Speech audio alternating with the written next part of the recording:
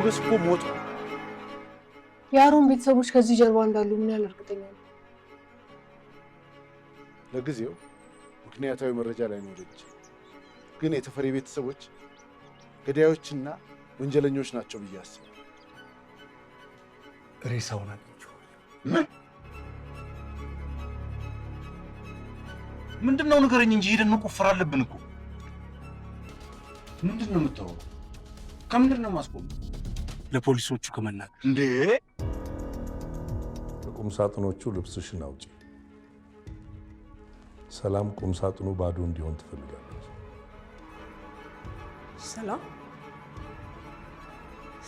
ሰላም የቤታችን ገረድ ላገባት ወንድ ልጅ ወልዳልኛለች።